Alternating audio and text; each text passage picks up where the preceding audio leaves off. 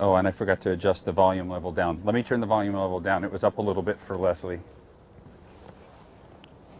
That's a little bit better balanced. So I guess everybody can hear me then, and I will go ahead and get started. Hi, this is Ranger Roy, Chief of Interpretation at Katmai National Park and Preserve, and we're going to have a continuation of our tech chat that we were having earlier this morning. And again, if you have any questions you'd like to ask about the tech that makes the webcams possible, please post them on the chat board, and I will try to answer those. I'm going to try to ignore as much as I can the bear biology, bear behavior, nature, sciencey kind of stuff for a while. And we'll get to that. Don't worry, we'll get to that when we're done. But I want to finish up the tech side of stuff today while we're out here, because again, this is our last full day here at Brooks Camp. Mike and I will be heading into King Salmon on Monday afternoon after we finish up our Monday morning or Monday afternoon chat. And then we won't be back out probably until next year.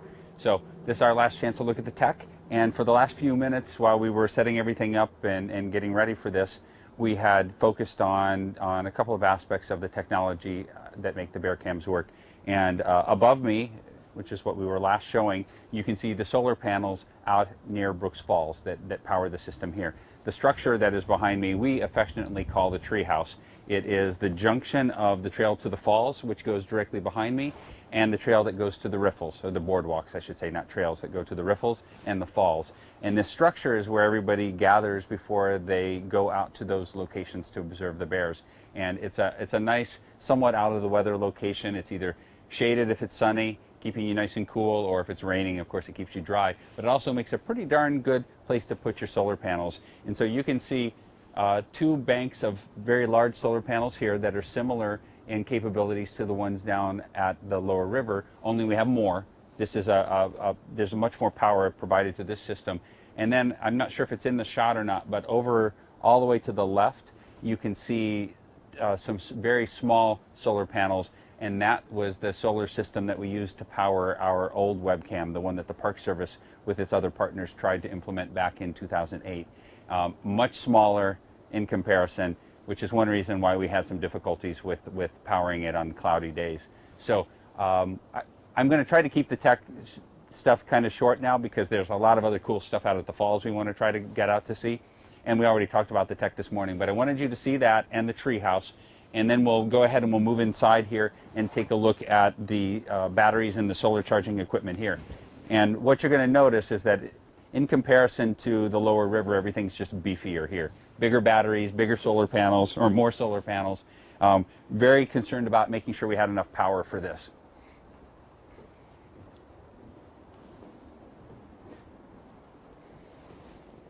And I'll give Mike just a second to get it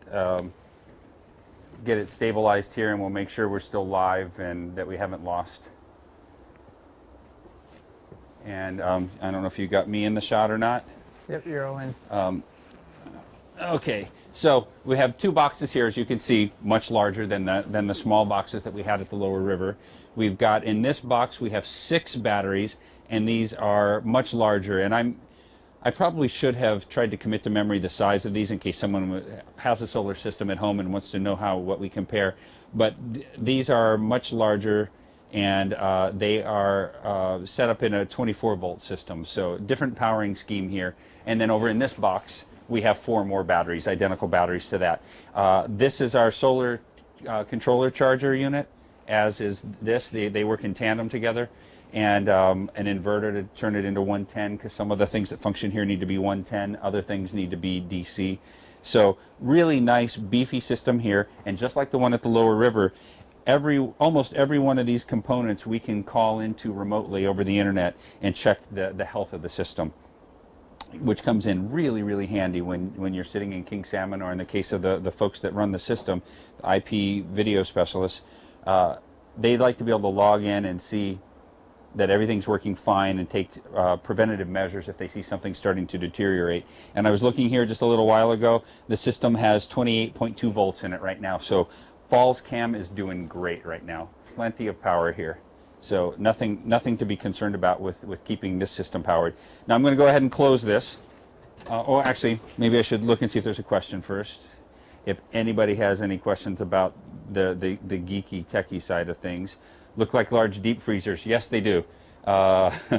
Yeah, they're standard like battery electronic boxes, but they look to be about the size of a deep freezer.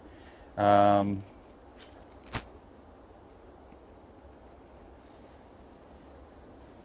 Let's see. When it snows, are the solar panels warm enough to melt it off? That's been a real problem with all of our solar systems here, is that when we get the snow, but even more importantly, when we get the hoarfrost, it stays on the systems too long.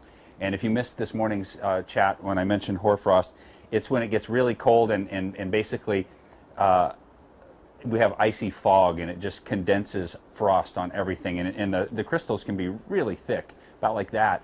And it doesn't melt off very easily. But if it doesn't keep accumulating over the course of several days, it will ablate. It'll just go straight from ice to vapor and disappear off of things. But that can take a while, and that and the snow buildup have been a real problem for our panels. The lower river panels were, the falls panels, the ones right here above us, were completely covered in snow around Christmas. It hadn't sloughed off, so there's no way with that kind of snow buildup that these are going to continue to be powered. The lower river solar panels, though, are at enough of an angle that the snow slides off of them the first time it gets a little bit warm. And we're kind of lucky, if you want to call it that, in this part of Alaska, that we usually don't get into a deep freeze where it stays cold the whole winter. We will be really cold one day, like 15, 20, maybe even 30 below zero, and then a day or so later it might be 35 degrees above and raining. And then a week later it's back down to 20 below again, and then it's 35 and raining, and it goes back and forth a lot. So in King Salmon, our solar panels all clear of snow and ice pretty quickly because of that alternating, and the same happened at the lower river. But the angle here just isn't steep enough, and so it never really got completely off of the solar panels. So that was a problem for us, which I suspect will be a problem again this year. So let's see. Got the solar panel question. Okay, I'm going to hit refresh one time. This is the last chance to get the question in about this aspect of the tech. So if the batteries go dead, can they be recharged, or do you have to replace them? Well, if they are truly go dead, meaning they can't take a charge anymore, which can happen either from being overcharged, charged and discharged beyond the number of cycles that the battery was designed for, or if they, I did say overcharged, right? Mm-hmm. Overcharged and undercharged. If they go completely dead and they freeze, that's the other bad thing. So if the battery is killed by one of those things, either it's outlived its life expectancy, or it's been overcharged or frozen, then we would just have to throw them away. We could take them and throw them, I shouldn't say throw them away, they get recycled, but we could take them and put them on another charger that would try to hit them with a really strong charge and rejuvenate them. But in the case of these, they're expensive, and we don't want to just throw money away like that. But the value of them is that that they make the webcams work, and if replacing the battery means that the webcams all work for the whole summer, that's far better than us having to come out all the time, troubleshoot, try to figure out which battery it is that the problem is. This time, try to rejuvenate it and then put it back in the system and have it fail again. Explorer doesn't want to do that. So when they have detected a problem with the batteries, like we had some batteries that had a problem last winter, they pulled those batteries out, they put in brand new ones, and we don't try to keep rejuvenating them. And the batteries that they pulled out were fine for some other purposes, like we're using some of them in our electric fences, something that we can keep tabs on every day, and if we see that they start to not perform right, then we can pull them out, or we can put them on the charger. But batteries in remote locations that you need them to work year-round, when they're sort of mission critical, you don't want to cut corners on that. And definitely the ones on top of the mountain, because that means a helicopter flight has to occur in order to get up there and retrieve those batteries or repair them. So once we think that they're not likely to maintain the charge and perform as desired, then they'll be pulled from the system and used for something else. And then once they're done, like I said, they'll get recycled. Okay. Yes, if there's a question, is that the falls I hear in the background? You probably are hearing the falls behind us over here and the riffles off to that direction. And we'll head out there in a second. There was a question about microphones. Is there ever sound at the falls? There is a microphone associated with every one of the webcams, but we have them turned off.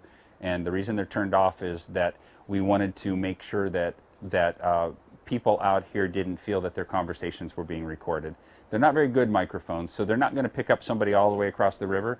But because people are fishing the river and people are standing on these platforms watching the bears, we didn't want to have a microphone there eavesdropping on people. We sort of promised that when we put in the first cameras years ago, that we weren't going to use these as eavesdropping on people. They were eavesdropping on the bears only, and that's why we haven't turned on the microphones. Now, for part of the summer, after the platform closed at the falls, and it closes at 10 o'clock at night, we did turn that microphone on because nobody would have been up there. And so the microphones were on there to record the sound. And when the last of the park employees are out of here and people really stop visiting this area when it starts to freeze up in October, then we'll turn on the lower river microphone too. And you know, you'll mostly hear wind and water sounds. It's not very good at picking up bird noises or bear noises because of the design of the microphones. They're not directional, and so they just sort of pick up the ambient hiss of leaves and water and wind and that sort of thing. So let's see. I said I was going to hit refresh, but I see that there's 10 more. So let me just take a quick look there and make sure we've got all the tech ones there.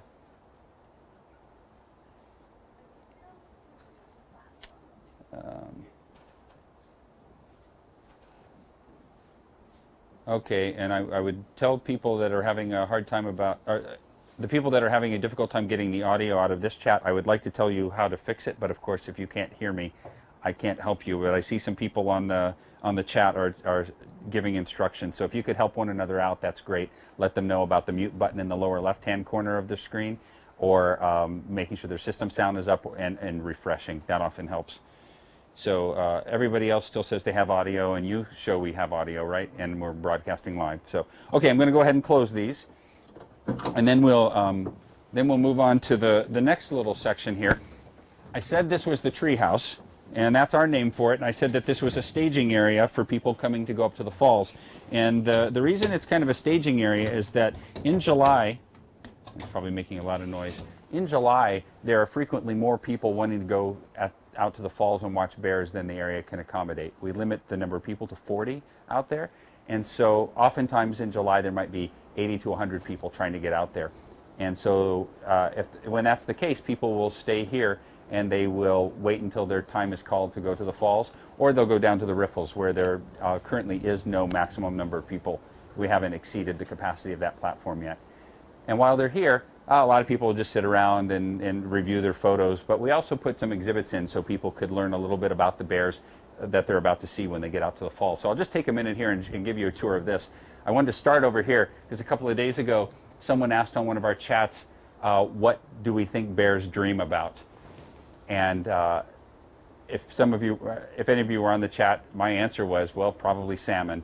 And that's what we were thinking when we put this exhibit together, was that the salmon play such an important part of the bears' lives that we just imagine, or like to imagine, that when they're taking a nap here on the gravel bar, that they're dreaming or thinking about salmon.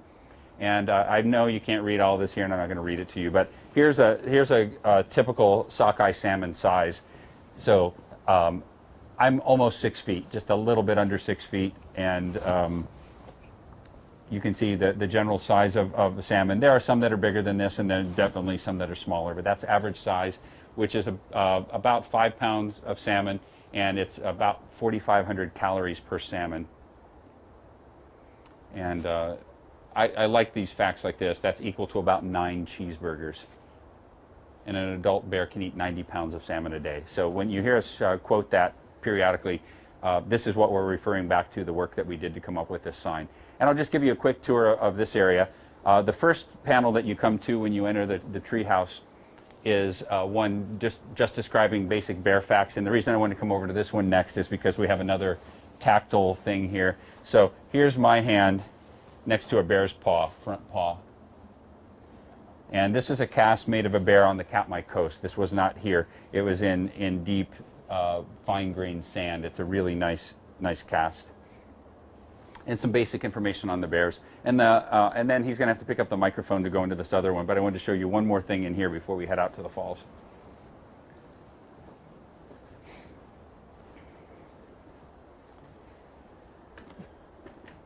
In a lot of the chats, people ask us about the oldest bear that we know of ever in the wild, or how old do bears live? Questions like that continually come up. And the oldest bear that we know of was this bear, and his nickname was Diver. This was a bear that frequented Brooks Camp for a number of years, and when he was last seen, he was believed to be either 34 or 35 years old.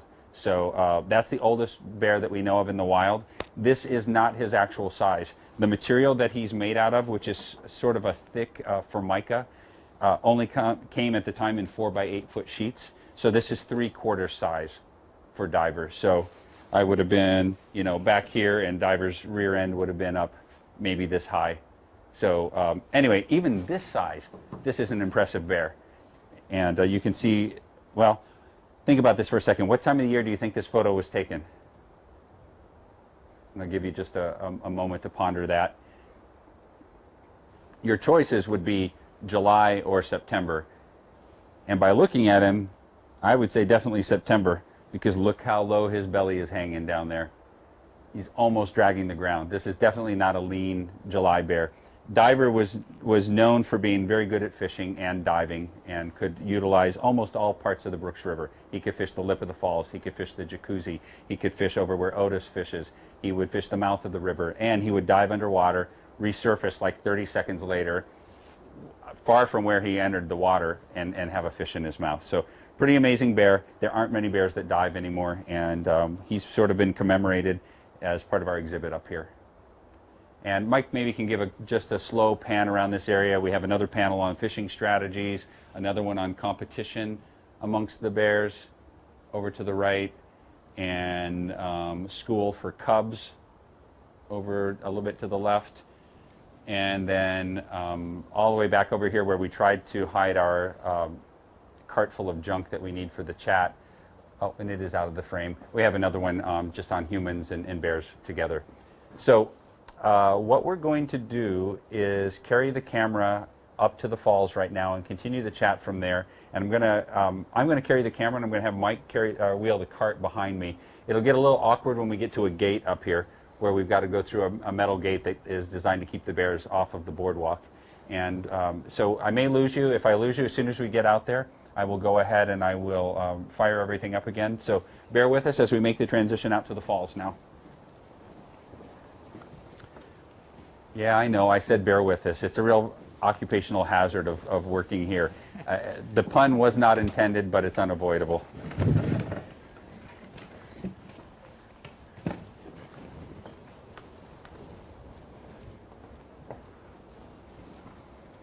So we're just taking the walk out to the falls platform now.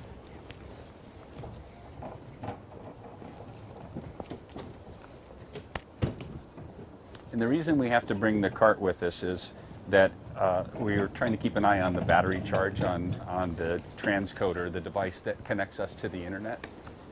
And if the battery level starts to dip on that, we need to plug it in, and we brought a battery backup from the office so that we don't have a generator noise, and that'll keep it running for hours and hours and hours. But of course, it's not something that's really portable.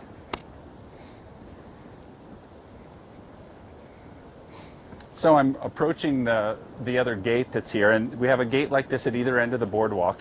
And this is so if a bear manages to get on the boardwalk, at least you can get on the other side of this really heavy-duty gate.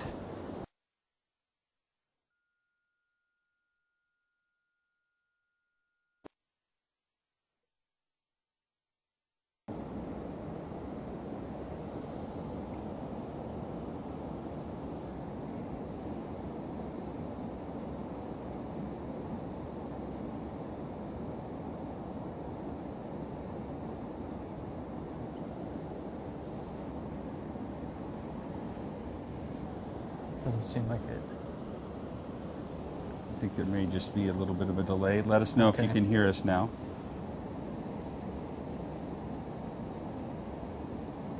Oh, shoot.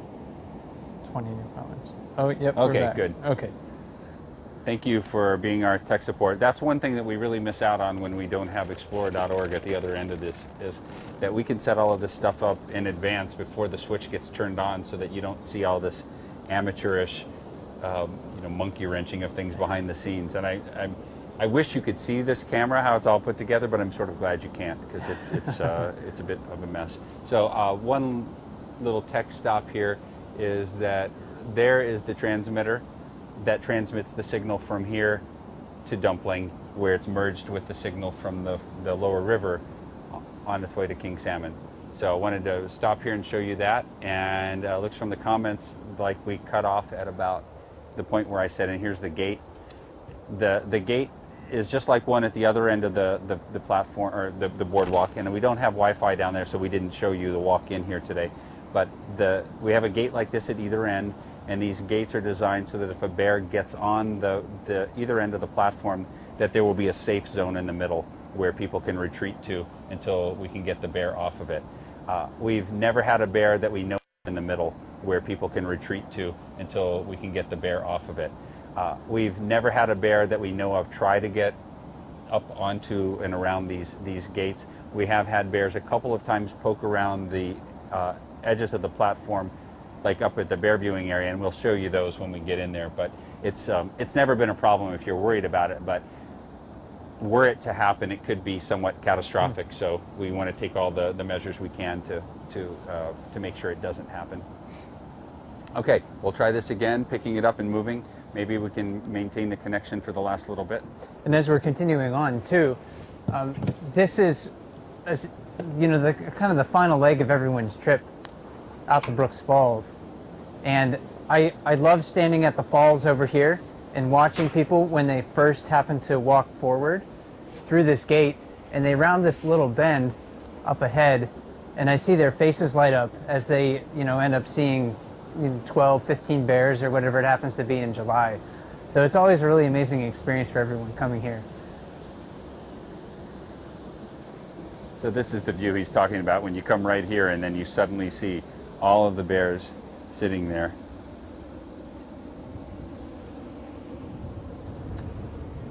So over here we have one last, our first of the ramps onto the platform from this area.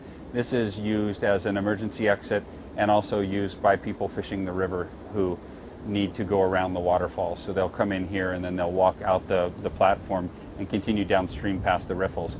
We also have another one of our white boxes down here that handle the tech side of things, and we're not going to open that one up. Just like all the others that you've looked into, only smaller because it doesn't have batteries or a solar charger in it. And we'll continue on out here now to the falls.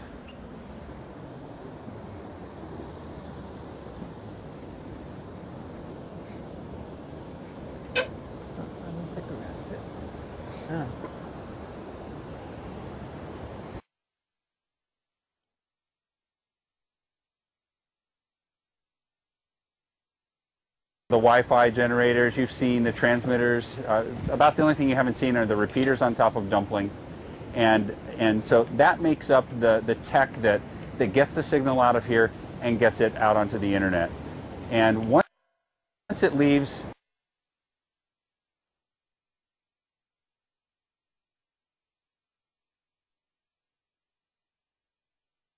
King Salmon on the internet, then it goes into all these servers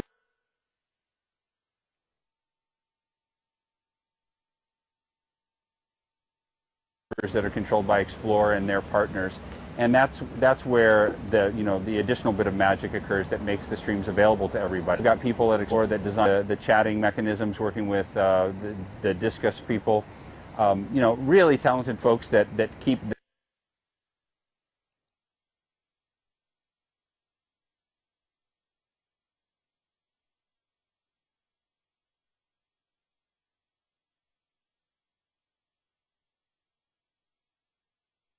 sure. Not sure where it happened there. Darlene's comment. Ah, nuts. Yes, Houston, we do have a problem. But we fixed it, we think. So just let me know if you can hear me.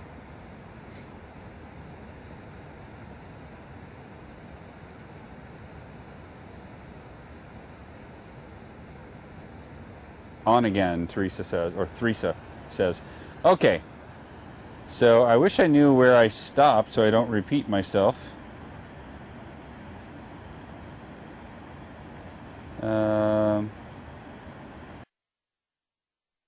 Okay, well, I'll act like you didn't hear it. I was going to finish up the tech part of it here by saying all the signals go out here over our repeaters over Dumpling, and they go into King Salmon, where they go out on the internet, and then they hit the servers of Explore.org and the other partners that they work with. And there's an awful lot of tech there that I just don't understand. That's the magic side of it. I do understand the amount of work that goes into designing web pages and setting up the social media side of things. And Explore handles all of that to designing web pages and setting up the social media side of things. And Explore handles all of that.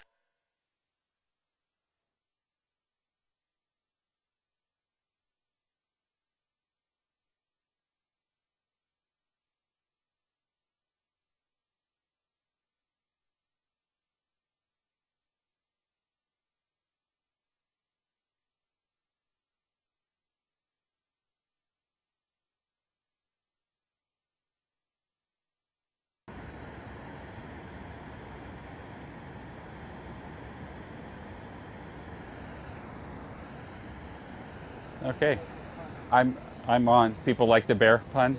They're bearing with us. Okay, so I have a laptop here, so I can look down periodically and see if I've cut off. I'm not really sure what the issue is here. We tweaked a couple of settings on the camera, crossing our fingers and hope. Really weak. Is it still fluctuating? Yeah, it's dropped down to just one little thing now, two little things. Maybe it's you standing there. Maybe you're.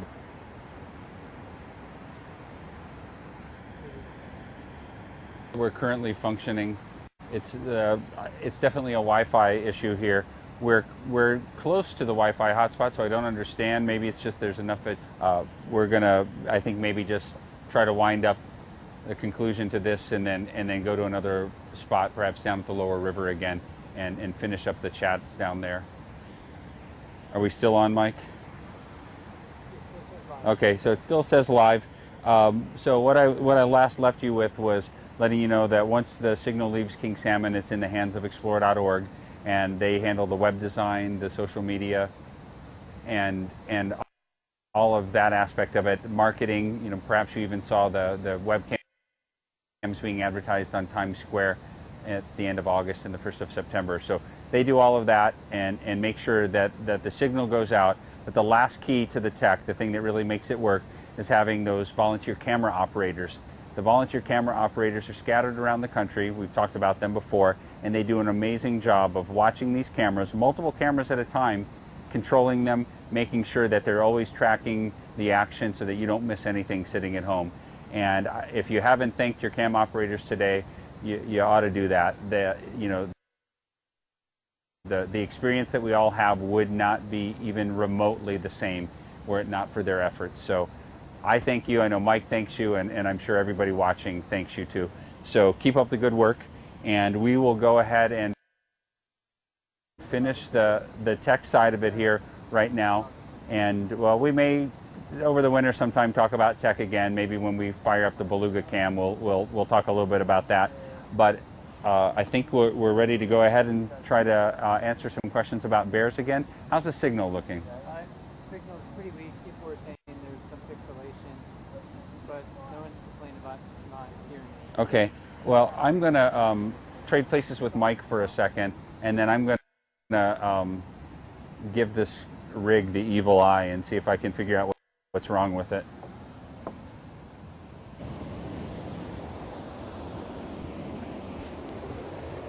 So I'm going to step into the frame here, everybody. And again, thanks for bearing with us with our difficulties. I don't often get to maybe talk directly with you live about the bears that I can see in person.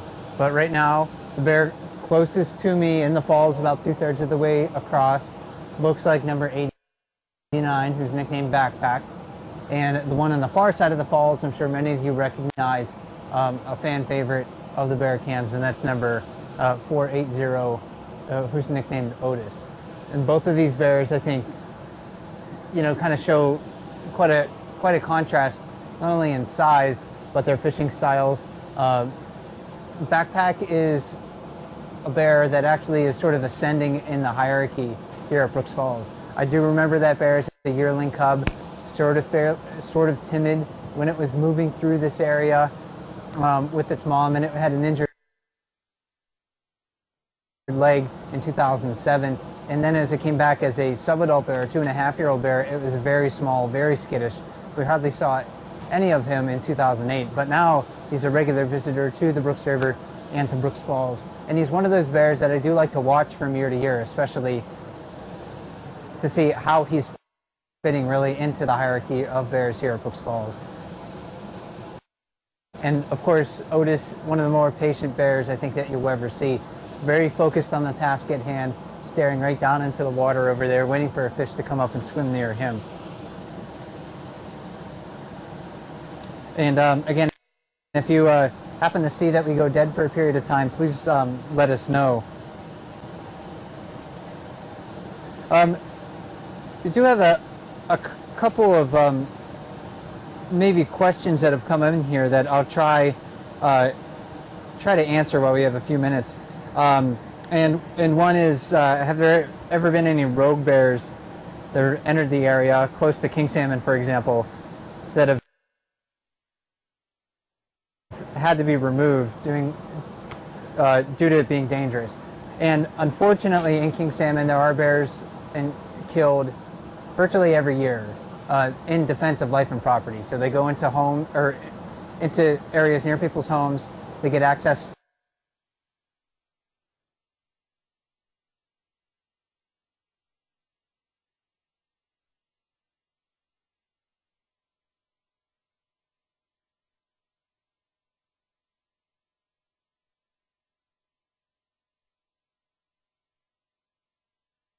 Apologizing for our technical issues that we've been having, so thank you for bearing with us. And I actually neglected to mention to where we moved to. I originally said in the chat I just posted a reel of the treehouse, but we decided to move out to the other viewing platform that we haven't shown you yet, and that's the Riffles platform. So we do have the Riffles Cam located just off of the railing over here, right behind me, and we sort of sacrificed this one during the past week and a half or so to have the underwater cam, because there's not really a particularly high level of bear activity at the Riffles right now. Bears will be moving through, but they don't tend to stick around for long periods of time right now. So we ended up through exploring switching the feeds so that we can have that underwater cam feed. So this is a really nice location for people to come and to just, you can still see the falls, but you're not right on top of the falls, and you get to see different bear activity here as well. So it's a really popular place just to sit and wait for your turn, maybe to go to Brooks Falls. Or if you are feeling a little crowded up at Brooks Falls, you can always come down here and maybe relax just for a little bit. But I did realize that there were some questions that I've been trying to get to for a little while now, and I'll try to answer those fairly quickly. And one of the ones that I was answering, I think, when I got cut off up at the falls, happened to be if there were any rogue bears or problem bears that moved into the king salmon area.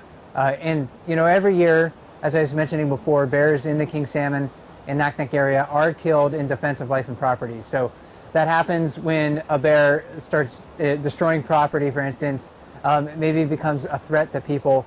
And residents or really anyone in the state of Alaska has the right to defend themselves in those situations if they feel need be. I really do hesitate to call a lot of bears that are getting food from people to be problem bears, though, because it's really not necessarily the bear's fault.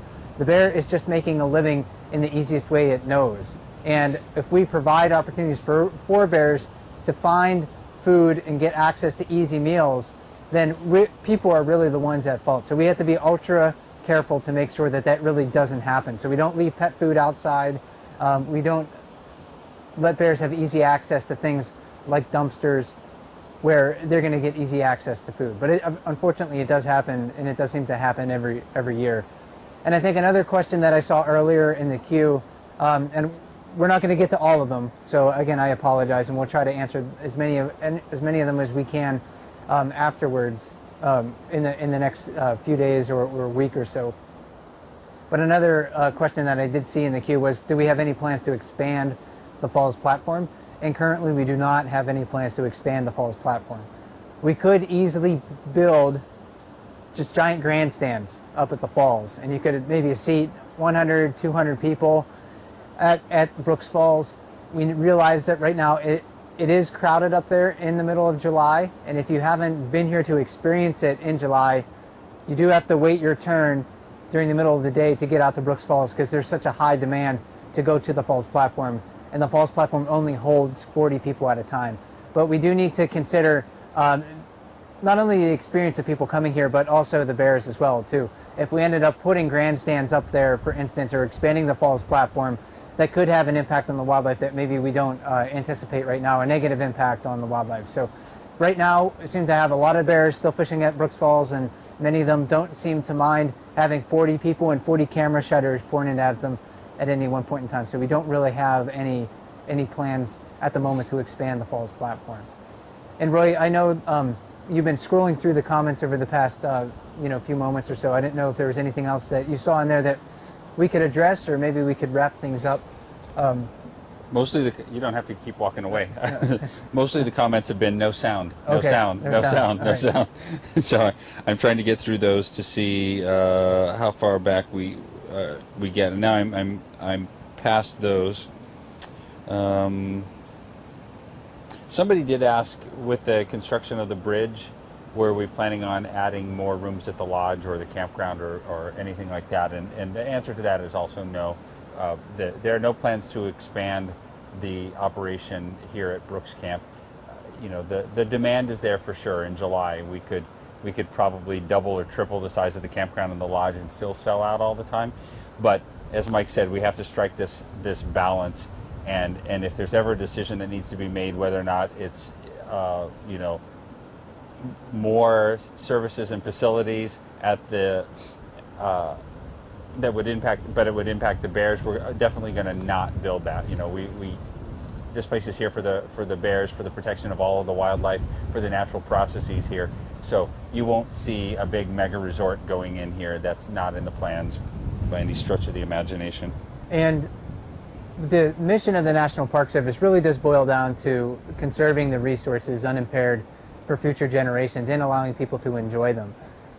However, even though we have that mission, and we're trying to do both, and we're trying to strike this balance, other legislation throughout time has mandated the Park Service to put the resources first. And I think every one of us can understand that.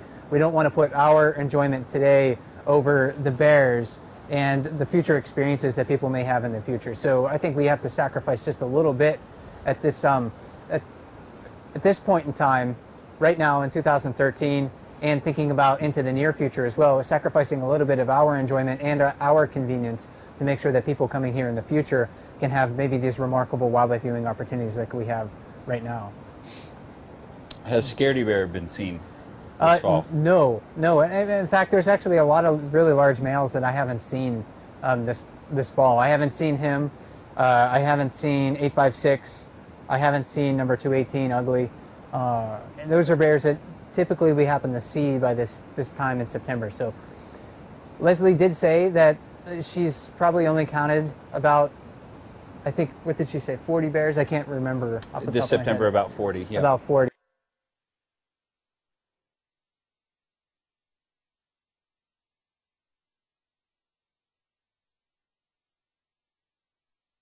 Seen Scaredy Bear yet. Earlier in this afternoon's chat, I mentioned that Diver was about 34 years old the last year he was seen. We have a question: how old is Otis, and how do we know how old a bear is? So yeah, with 480 Otis, he actually is probably in his late teens. We don't have an exact estimate of his age, but it's probably about 18, 19, something like that. When he was first really identified and classified during our monitoring sessions, it was back in 2001 when he was first classified and identified. And he was a borderline adult bear at that time. He could have been a subadult, could have been an adult bear, so maybe 4.5 years old, 6.5 years old, somewhere in there. We don't really know for sure. But he was an older subadult. That's about all we know. So that would put his age into his late teens right now. So with a lot of the bears, we're only estimating their age. We don't really know specifically how old they happen to be, except in some very unique circumstances. Like with number 130 Tundra, she was a cub raised in this area, and she got a scar above one of her eyes when she happened to be a yearling cub, and we were able to follow that bear into subadulthood. Number 89 just happened to be a very recognizable bear when he was growing up from a cub to a subadult bear. Most of the bears, we just have no idea if they were raised in this area, how old they happen to be. We can tell that they're a subadult bear, so they're 2.5 years old to 5.5 years old. In many cases, sometimes we can see if they're young or they're old, but otherwise we really don't have much of an idea of their exact age. But we try to estimate at least. And I see you brought your bear spray over. So one of the questions was, do rangers carry bear spray? And we provide bear spray to everybody that successfully passes the training, which is everybody. And some people carry it with them all the time. Some people carry it with them only when they're going in areas where maybe there's greater risk. I usually don't carry mine around camp unless I know I'm going to be going out and trying to move a bear down the beach further or away from the bridge. And I think you're probably similar too, right? You don't have it on you every day? No, I don't. No. When I go hiking alone, especially if I'm going bushwhacking, I bring it with me. If I'm going up on Dumpling Mountain, I'll bring that with me. When I walk the river, I have it with me. And you wear it someplace where you can get to it easily, on your belt, maybe on your backpacking strap. This is not something you pack in your backpack because you need to have quick access to it when a bear approaches you. And you, I'm not going to, well, maybe here, you can hold that. You want to, first time you see the bear, you want to take the Velcro off the top, and then there's a protective cover here that you pop off, that you slide off. It glows in the dark in case you're in your tent. You use this when the bear is close to you and charging you. This is not deterrent. You don't spray down like bug spray. You don't spray around your tent with it. You wait till the bear's charging at you, and it's like your last line of defense. And when the bear's right in front of you, that's when you'll blast it. Hopefully with the wind behind you, like it is on us right now. You don't do it if it's particularly windy, because even right now, if I spray it, it's going to get in my eyes. Then I'm also going to have problems seeing and smelling. And so, yes, we carry them. We'll keep the answers short since we need to really be getting down to the river here in a few minutes. But we carry them. It has been proven, maybe not scientifically, but over the years, people using bear spray versus people using guns, this has a greater chance of deterring the bear than using a weapon, because most people cannot hit the bear in the kill zone on the bear with the bear charging at them and they're fumbling trying to get their gun out. And if it's a gun you can easily get to, it's maybe not powerful enough to kill the bear. I mean, it takes a really, really big handgun to be able to take down a bear. So this is definitely the way to go as far as protection. But I've never had to discharge mine. Have you? No, I've never even really thought about it. Yeah. And you know, here at Brooks Camp, the bears do show a high level of tolerance towards people. And I think if I ever have to use bear spray here, I've probably made too many mistakes already. I wasn't aware of my surroundings. I wasn't warning the bear of my approach, making noise appropriately, just talking at minimum, and hiking in groups too. You know, when you're doing those things, being alert of your surroundings, warning bears of your approach, and hiking in groups, you can stay very, very safe in bear country. So I think that's what you need to rely on more than anything else. You need to rely on your brain and doing some of those other things, not relying on weapons to protect yourself while you happen to be here. Okay, there was a question, why is there no webcam at Mcneil? There was one there prior to this. We kind of inherited the bear cam when Mcneil shut down in 2007, when they shut down their bear cam in 2007. That partnership that we had with the Pratt Museum in Homer was an existing partnership that we joined, where Pratt was partnered with Mcneil, which is a state game sanctuary. And they ran the camera there for a number of years, but logistically that was very difficult too. As hard as this is, it's a lot easier from here in many ways. So that's why there's not one there, and why we have one here. There was another question that I thought was a really good one. There are lots of good ones, but we just can't get to them all.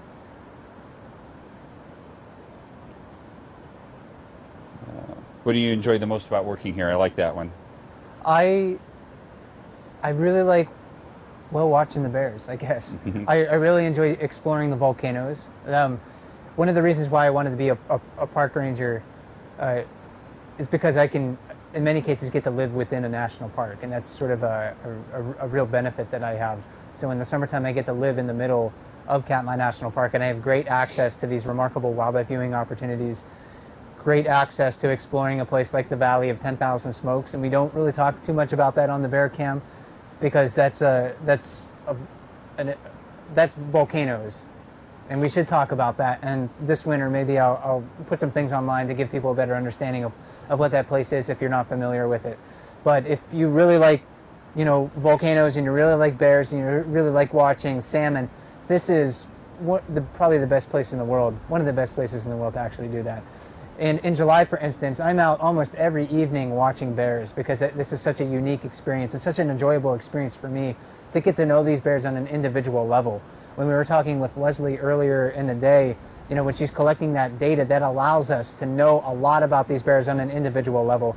And it really does make sense in many ways to talk about them as individuals, because they certainly are. They're different not only in their appearances, but their dispositions, their behaviors, and everything like that. And I really enjoy getting to know that quite a bit. And I don't know, I think Roy shares, you know, many of those similar things as well. But I came here for volcanoes, really. I wanted to see the Valley of 10,000 Smokes. I always liked bears, but Valley of 10,000 Smokes was the real draw since I was a little kid. But it's the bears that make it. They sort of sucker you in. Impossible to leave. I was just laughing because the last question that came in that says that you look like a younger version of me. Oh, I do? Okay. Are we related? No. No. No. So let me see, like maybe one more question here, because we really do need to get down to the lower river and start taking that underwater camera out. And when we get down there, we'll set the camera up, but I don't think we're going to do a full chat down there because we need to focus on trying to get it out. And whichever one of us is not in the water needs to be paying attention to the bears around so that the person in the water gets stuck. And I think it's going to be me in the water. I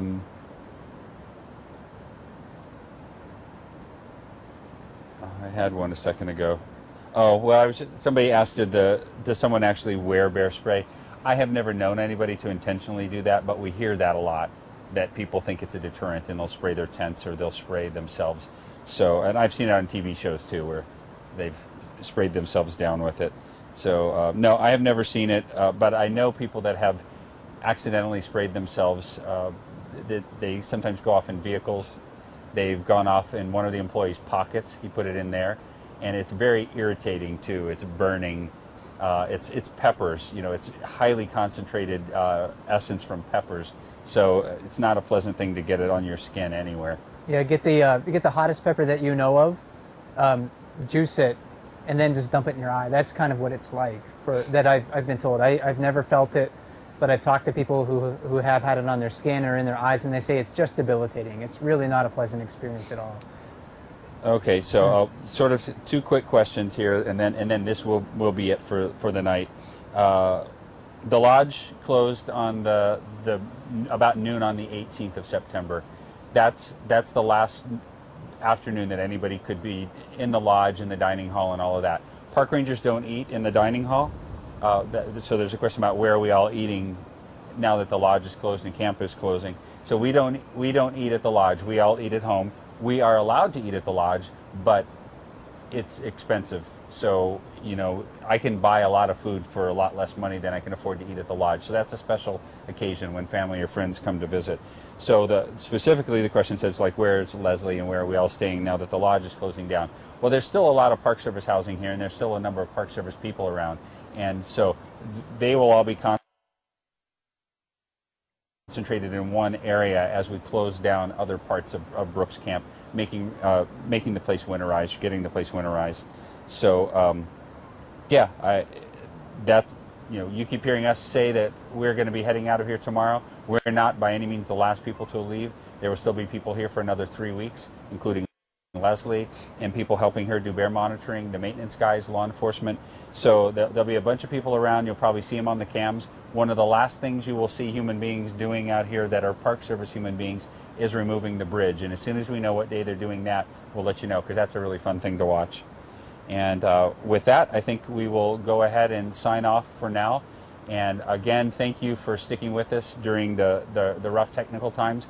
I think the issue is just that the position of that other Wi-Fi hotspot wasn't great, because we'd have a good signal, then it would drop, a good signal, and it would drop. and we'll hopefully get that fixed for next year, which is one of the questions. What do you want to do next year? That's on fix that Wi-Fi hotspot. So we'll go ahead and sign off from here now. We'll turn the camera back on when we get down to the lower river. You might be able to see us on the other cams. And if you didn't get enough chatting with us over the weekend, our last chat from location out here will be tomorrow.